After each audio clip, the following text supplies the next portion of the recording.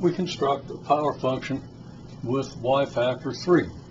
So the graph that we see here is of a power function with y factor 3, and it was constructed as follows. First, we picked an x value out here. We bisected the interval between 0 and this x value to get this x value. We bisected the interval from 0 to this x value to get this one. Bisected the interval from here to here to get this. From here to here to get this. So now we have a series of doubling x values. Now, we begin to construct our power function with factor 3.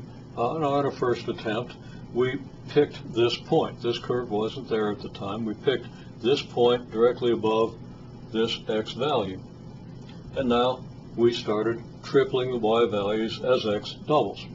So we have this x value, 2, 3, we triple it, we get this, at this x value, we have this y value, which we go 2, 3 times triple to get a point here above the doubled x value.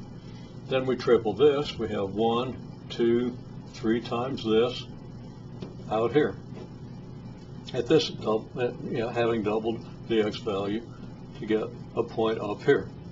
Now the curve didn't quite hit the point that I plotted, but that point wasn't all that accurate anyway. Okay, so in any case, we get a curve that looks something like this, but this curve is way too thin, too narrow to really see the curvature, to really see the behavior of the curve.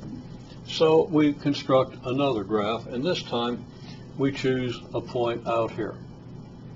Having chosen this point, we triple its value, 1, 2, 3 to get this value, and I think I came up a little short of tripling it, but yeah, we're doing this very approximately, but you get the idea. Then we triple this, 1, 2, 3 to get this. I think I came up short there as well, and I would have done better to use a compass, but I didn't have a compass wide enough to construct the graph on this board.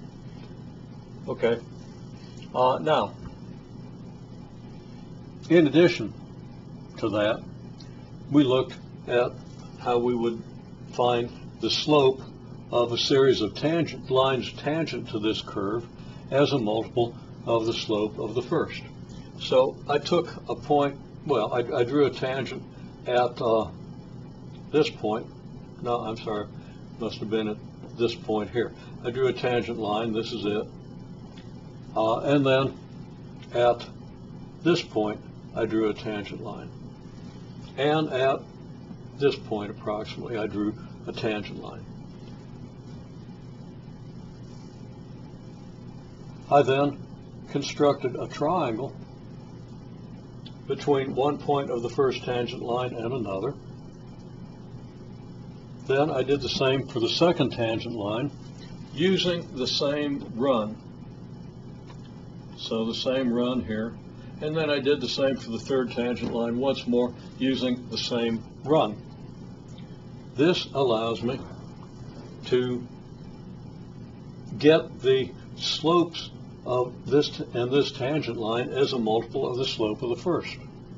Because the run being the same for all of them, the ratio of the rises will be the ratio of the slopes.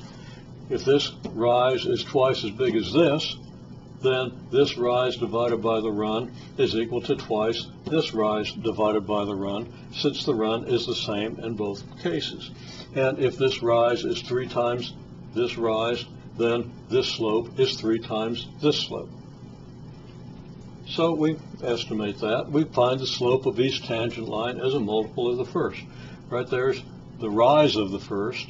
The rise of the second is about 1.5 times the rise of the first. Now, you were asked to construct something of this nature, and you want to make your estimates a little more precise than mine, but you can do that, and you can actually construct those estimates using compass and straight edge. And then this third, it has a slope that's 1, 2, almost 3, I'd say 2.7 times the slope of the first. So if I wanted to construct a graph of the slopes, I could do that. I want my x-axis to go out about here. Now, the slope of each tangent line is going to be associated, the x value associated with that slope will be the x value of the point of tangency. Okay, the point of tangency here is here, so the x value would be down here. The point of tangency for the middle tangent line is pretty much about here, so we could mark an x value down here on this axis. And this tangent line, point of tangency, is around here, so we could mark this point, and then of course 0 is here. Now, the slope of this tangent line, well, it doesn't matter. This is an unscaled graph. We can associate with this x value any number we like. But now, if these numbers represent the slopes of these tangent lines, the slope of this tangent line is going to have to be about half again as big as the slope of this tangent line. So that means I've got to take this. If it doubles, it's here, so I'd say slope ought to be about here.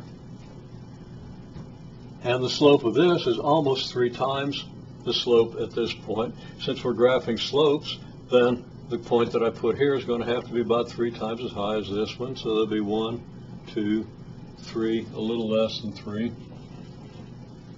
And it appears that this graph would be concave upward from the estimates we've made here.